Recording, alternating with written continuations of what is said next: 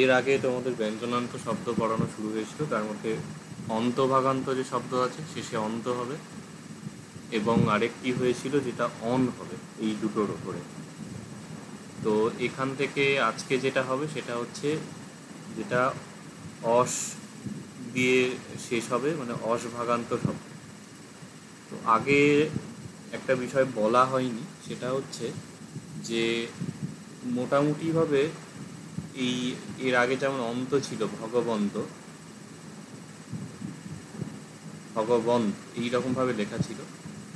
এইটা কোনো কোনো ব্যাকরণে, মানে পালি ব্যাকরণের ক্ষেত্রে দুটো ধারা আছে, একটা হচ্ছে আমাদের প্রাচ্যের ধারা, একটা হচ্ছে পাশ্চাত্যের।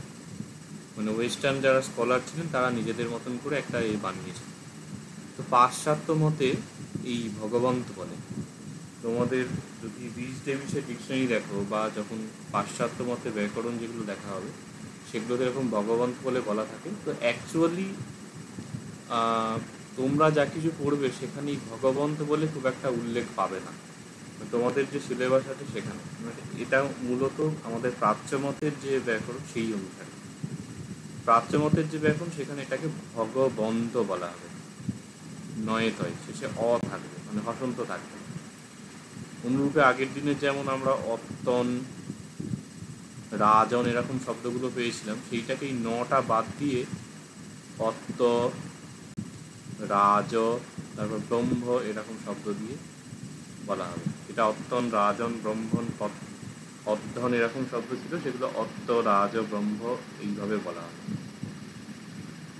আর আজকের ক্লাসে যেগুলো অসভাগান্ত শব্দ হবে, এই যে আপস, চেতস, তেজস এরকমভাবে বলা হচ্ছে, এইগুলো সব অকারান্ত হিসেবে দেখা হবে। ধরো এখানে বলা হলো চেতস, এইটাকে মানে প্রাচ্য মতে আমি লিখে দিচ্ছি, এটা পাশ্চাত্য।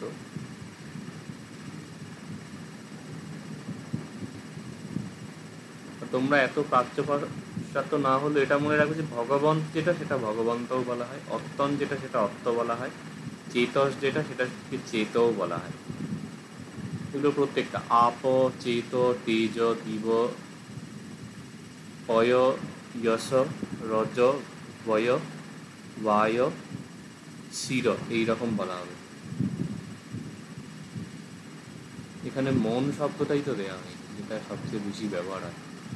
এটা অ্যাড করে না এখানে, মনস মনে হচ্ছে মন যেটা।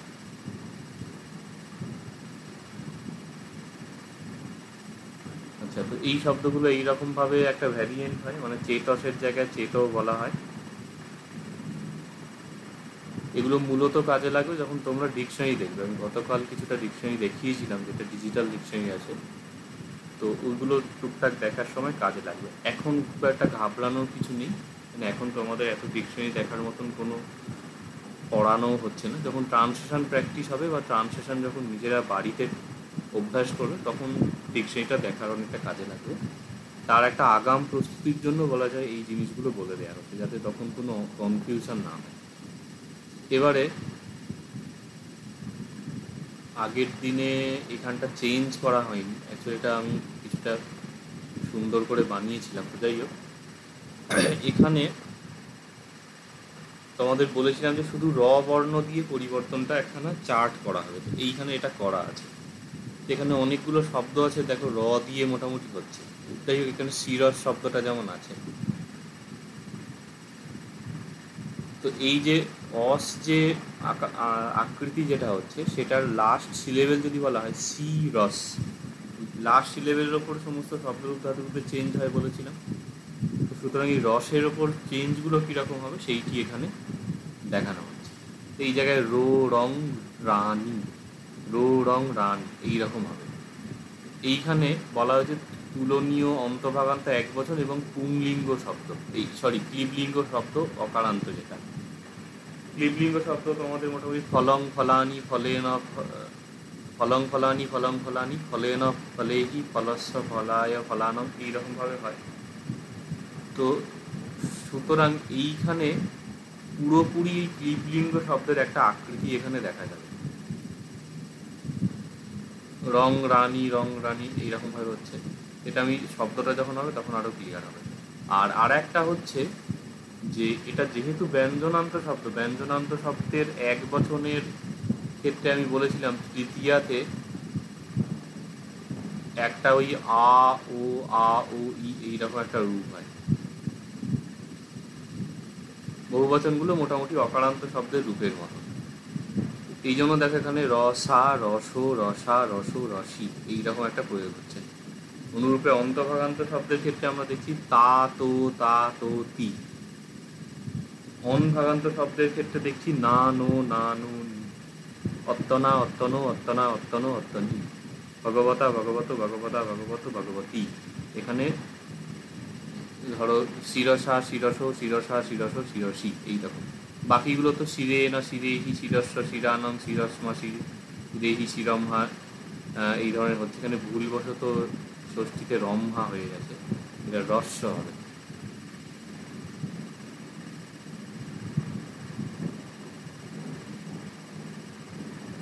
এইরকম হচ্ছে।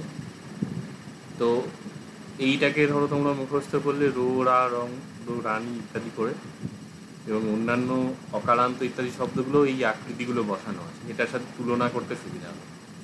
এবার এই রো রায়ের আগে যদি আমরা একটা সি বসিয়ে দিই তাহলে কি হবে? শিরো শিরং শিরানি, শিরো শিরং শিরানি, শিরসা শিরেন শিরেহি, শিরসো শিরস্য শিরানং, শিরসা শিরস্মা শিরেহি, শিরসো শিরস্য শিরানং, শিরসি শিরস্মি শিরেষু। তাহলে এইখানে নতুন বলতে গেলে বলা চলে এই শিরো এই অংশটা নতুন এবং এক বছরের এই ফরমেশনগুলো নতুন। বাকিগুলো কিন্তু ওই অকারান্ত শব্দের মতনই হচ্ছে। নরেন শিরেন নরেহি শিরেহি নরস্ব শিরস্ব নরস্মা শিরস্ম রশ্মিন শিরশ্মি ইত্যাদি ইত্যাদি ইত্যাদি। আর এইখানে ব্যঞ্জনান্ত শব্দের জন্য এখানে আ ও এই ফরমেশনটা হচ্ছে। এখানে যদি শব্দগুলো মিনিং দেখা হয় তো শির মানে হচ্ছে মাথা, শির বলে না।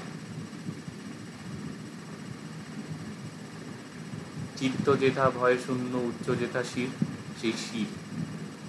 হও ধরমেতে ধীর হও উন্নত শির নাহি ভয়, এটা গান আছে না অতুল প্রসাদ না রজনীকান্তের। তো যাই হোক, তো শির মানে মাথা, তো সেটাই তালব্য গ্রন্থসহে পালিতে শির হচ্ছে। তো শিরো শিরং একটি মাথা, শিরানি মাথাগুলি, শিরো শিরং মাথাকে, শিরানি মাথাগুলিকে, শিরসা বা শিরেন মাথার দ্বারা, শিরেহি মাথাগুলির দ্বারা, শিরসো শিরস্য মাথার জন্য, শিরানং মাথাগুলির জন্য, শিরসা শিরস্মা মাথার থেকে, শিরেহি মাথাগুলির থেকে, শিরসো শিরস্য মাথার, শিরানং মাথাগুলির, শিরসি বা শিরস্মি মাথার মধ্যে, শিরেষু মাথাগুলির মধ্যে, এইরকম।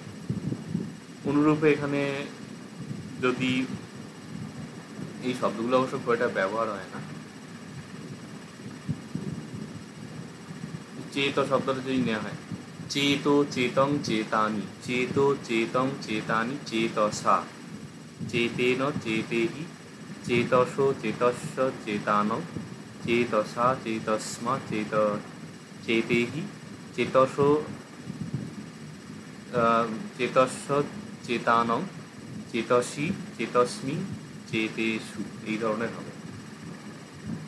আচ্ছা ধরো এই তো হলো শব্দগুলো যদি দেখা হয়, চেতস মানে হচ্ছে মন, চেতনা ফেতনা যে বলে সেই, আপস মানে হচ্ছে আপ বা জল, ওই কি আপ তেজ মরুদ্গম ইত্যাদি বলা হয় না, আপ নয় অ্যাকচুয়ালি অপ কথাটা হবে, ভুল হয়েছে। আর তেজও মানে হচ্ছে যেটা তেজ তাপ বা শক্তি বোঝায়, দিবস মানে দিন বোঝায়, পয়স মানে হচ্ছে দুধ বোঝায়। এখান থেকে এই পায়েস শব্দটা আসছে, মানে দুগ্ধ থেকে নির্মিত খাদ্যদ্রব্য। যশস হচ্ছে যশ, যেটা যশ মান যশ, সেই যশ। রজস মানে হচ্ছে ধুলো, বয়স মানে হচ্ছে বয়স, বায়স মানে হচ্ছে বায়ু, আর শিরস হচ্ছে মাথা। এছাড়া আমরা আরেকটি শব্দ দেখলাম মনস মানে হচ্ছে মন। যদি ধরো অনুবাদের কয়েকটা দেখানো হয় এখানে, ধরো বলা হলো যে রাজা এর দেবাশিস বলবে, অজাত শত্রু, তুমি ট্রান্সলেশন বলার চেষ্টা করো। অজাত শত্রু ভগবত পাদে শিরসা বন্দতি। চেষ্টা করো দেখি, আমি গাইড করবো, বলে দেবো কিছুটা। হ্যালো। হ্যাঁ স্যার বলছি। রাজা অজাতশত্রু ভগবানের পায়ে শিরসা বন্দতি, মানে মাথা দিয়ে বন্দনা করেন। আচ্ছা, এগুলোর মানে বিভক্তিগুলো বলো দেখি। রাজা কি হবে? রাজা প্রথম বিভক্তি। হুম, রাজা কিন্তু গত দিনের যে অন ভাগান্ত শব্দ বলা হয়েছে সেইটা, এটা হচ্ছে অন ভাগান্ত শব্দের প্রথম। অজাত শত্রু, হ্যাঁ অজাতশত্রু প্রথম বিভক্তি, প্রথম বিভক্তি। এটা হচ্ছে উকারান্ত শব্দের প্রথমা। ভগবত, ভগবত ষষ্ঠীর প্রথম বিভক্তি। ষষ্ঠীর প্রথমা নয়, ষষ্ঠীর এক বছর। আর শব্দটা কিরকম? অন্তভাগান্ত যে শব্দ আছে তার ষষ্ঠী হচ্ছে। পাদে কি হবে? পাদে সপ্তম, সপ্তমীর এক বচন। আচ্ছা, এমনি অকারান্ত শব্দে সপ্তমী ছাড়া আর এক জায়গায় এ হয়, নর, নরা, নরং, নরে। নরে মানে কি? দ্বিতীয়ার বহু বচনে হয়। হ্যাঁ, মানে কি? মানে মানুষকে, মানুষ। ও আচ্ছা আচ্ছা, হ্যাঁ মানুষগুলিকে। পাদে মানে পা গুলিকে, মানে পা পদদ্বয়কে। তাহলে দ্বিতীয়ার বহু বচন। হ্যাঁ, দ্বিতীয় হচ্ছে। শিরসা তৃতীয়ার এক বচন। এটাই যে আমরা অশব্দ করলাম, এটা তৃতীয়া, বন্ধতিত ক্রিয়াপদ। তাহলে এই যে ধরো আমি তোমাদের বলেছিলাম যে এই মাসের মধ্যে যেগুলো পড়ানো হবে, এরপরে মানে রকারান্ত শব্দগুলো আছে। তো এই ব্যঞ্জনান্ত যে চারটে ক্যাটাগরি, অন্ত, অন, অস আর অর, এইগুলো পড়া হলে মোটামুটি তোমাদের শব্দরূপের হয়ে যাচ্ছে। আর শুধুমাত্র পড়ে থাকছে ওই অম্ভ এবং তুম্ভ, মানে আমি এবং তুমিবাচক শব্দগুলো। তো ওই দুটো হয়ে গেলে শব্দরূপ নিয়ে আর কোনো সমস্যা হবে না। এইটা কিন্তু পুরোপুরি একখানা ট্রান্সলেশনের মানে মহাপরিনির্বাণ সূত্রের স্ট্যান্ডার্ড পালি একটা লেখা। এইখানে দেখো অনের প্রয়োগ হচ্ছে, উকারান্তর প্রয়োগ হচ্ছে, অন্তভাগান্ত শব্দ প্রয়োগ হচ্ছে। এটা অকারান্ত শব্দ, যেটা অকারান্ত শব্দের দ্বিতীয় হচ্ছে নর, নরা, নরং, নরে, পাদ, পাদা, পাদং, পাদে, শিরসা অসভাগান্ত শব্দ। এইরকম এগুলো ফ্রিকোয়েন্টলি প্রয়োগ হয়, একদম যে হয় না তা নয়, তবে তুলনায় কম হয়। অকারান্ত শব্দটা সবচেয়ে বেশি।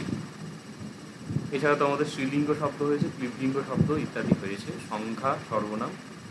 এইগুলোকে তোমরা ঘুরে ফিরে রিভাইজ করতে থাকো। মোটামুটি যখন পড়ানো হয়েছে, তৈরি করেছো, তো এখান থেকে অনেকটা হয়ে যাবে। আচ্ছা, এবারে আর একটা যদি আমি এখান থেকে ধরো টুকটাক ট্রান্সলেশনের জন্য বলি, যে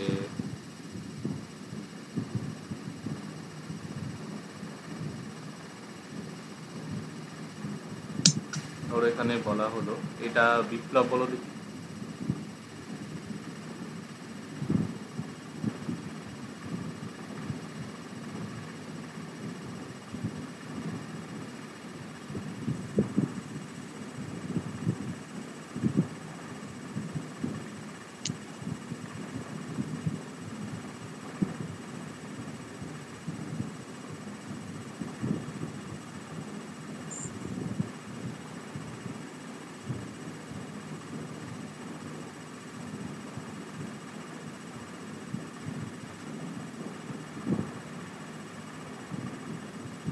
আচ্ছা, এইখানে করা যাবে, এখানে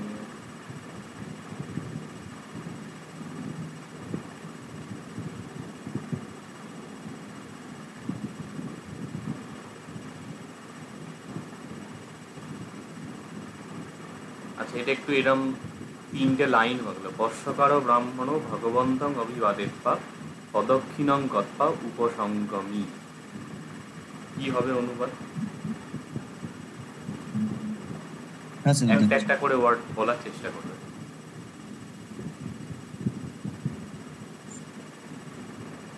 সে বৎসকারো ব্রাহ্মণ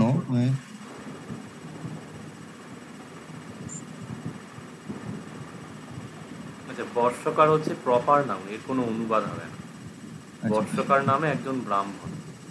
আচ্ছা, বৎসকার নামে একজন ব্রাহ্মণ, মানে বৎসকারও ব্রাহ্মণ ভগবন্ত, মানে মানে দ্বিতীয়ার যে প্রথমা পড়ছে আর কি, মানে ভগবানকে। তুমিও প্রথমা বলছো, দ্বিতীয়ার এক বছর। হ্যাঁ মানে সরি স্যার, মানে দ্বিতীয়ার এক বচন আর কি, মানে বৎসকারও ব্রাহ্মণ ভগবানকে অভিবাদ, সে অভিবাদেত্তা। গ্রামাটিক্যালি এগুলো বলার চেষ্টা করো, যেটুকু হয় ধরো না, মানে একটা জিনিসের 100% না হলেও যদি তুমি 20% একটা জিনিস বলতে পারো, এটা জেনে রাখো, সেইটা অনুসারে তুমি নাম্বার পাবে ট্রান্সলেশন যখন প্র্যাকটিস করবে। ভগবন্তাং হলো অভিবাদেত্তা, মানে এটা সম্পর্কে কি বলতে পারবে? বা কোথায় হয় মনে আছে? বাকিরা খেয়াল করছে না স্যার। জিরান্ডে হয় স্যার, জিরান্ড। জিরান। আমি আগের দিন বলছিলাম না যে ওগুলো একটা জায়গায় লিখে রাখবে, ইয়ন্তি শীতমিম ইত্যাদি, তারপর বা মানে জিরান্ড হয়, তুম মানে ইনফিনিটিভ হয়, তাহলে অভিবাদের মানে অভিবাদন করে। পদক্ষিণং কত্বা, এটা এমনি জেনারেল সেন্সে বলো না, ট্রান্সলেশন চেষ্টা করে। পদক্ষিণ মানে বাংলা কি হতে পারে শব্দটা? প্রদক্ষিণ করা। হ্যাঁ মানে প্রদক্ষিণ করা। আর অভিবাদন বা অভিবাদনের সঙ্গে মিল পাচ্ছ না। বাড়িতে তো তোমাদের এখনো খুব একটা টেক্সট পড়ানো হয়নি, মোটামুটি ওয়ার্ড চেঞ্জের যে ক্লাসগুলো সেগুলোতে তো দেখেছো যে প্রচুর পরিমাণে মিল আছে, মানে কিছুটা একবার করে দেখে নিলে শব্দগুলো তোমরা ধরতে পারবে। এইখানে এই রাজা, অজাতশত্রু, ভগবত, পাদে, শিরসা, বন্ধতি, দেখো প্রত্যেকটা শব্দ আমরা বাংলার সঙ্গে লিঙ্ক পাবো। শিরসা শির হয়, বন্দতি বন্দনা হয়, পাদে মানে পাদ বা পা শব্দটা আমরা প্রয়োগ পাই, ভগবান প্রয়োগ পাই, অজাতশত্রু, রাজা। এখানেও দেখো বর্ষকার, ব্রাহ্মণ, ভগবান, অভিবাদন, পদক্ষিণাঙ্কতা, প্রদক্ষিণ করে, উপসংক্রমী মানে উপসংক্রমণ করেছিল। উপসংক্রমী ক্রিয়াপদে তোমাদের পড়ানো হতো না স্যার? যাওয়া বা অ্যাপ্রোচ করা, এরকম কিছু একটা। হ্যাঁ, যাওয়া। উপসংক্রমী মানে কোন টেন্স হচ্ছে? উপসংক্রমী মানে স্যার এটা মানে উপসংক্রমী past tense sir, past tense. Past টেন্সে উপসংক্রমী গিয়েছিল। তাহলে বর্ষকার ব্রাহ্মণ ভগবানকে অভিবাদন করে প্রদক্ষিণ করে গিয়েছিল কোন একটা জায়গায়, ধরো। আচ্ছা, এখানে এটা আমার ট্রান্সলেশন করতে দেওয়ার উদ্দেশ্য হচ্ছে তোমাদের এ পর্যন্ত যা কিছু গ্রামারের পড়ানো হয়েছে এগুলোকে ভিত্তি করেই আমি আশা করি তোমরা নিজেরাই ট্রান্সলেশন করতে পারবে। একটু খালি প্র্যাকটিস করিয়ে দিতে হবে, তোমাদের পুরানো জিনিসগুলো রিভাইজ করতে হবে। ধরো এই বা তুম, যেটা জিরান ইনফিনিটির উপর একটা ক্লাস করা হয়েছে, এখন এটা ভুলে গেলে কিন্তু হবে না, যে এটা সামান্য জিনিস, এইটুকু রেকগনাইজ করতে হবে। যদি মনে না থাকে সেক্ষেত্রে তোমরা একটা চার্ট মতন বানিয়ে নিয়ে সেগুলো মাঝে মধ্যে মানে অভ্যাস করতে পারো। বা আমি যেমন বলেছিলাম যে মাঝে মধ্যে একবার তিয়ন্তি শিখা মিম এইগুলো একবার করে রিডিং করবে, রিভাইজ করবে, তো এটা করবে। তো ওখান থেকেই কিন্তু শব্দরূপ ধাতুরূপগুলো অনেকটা সড়গড় হয়ে যাবে। ঠিক আছে, এই ক্লাস এই পর্যন্তই থাক।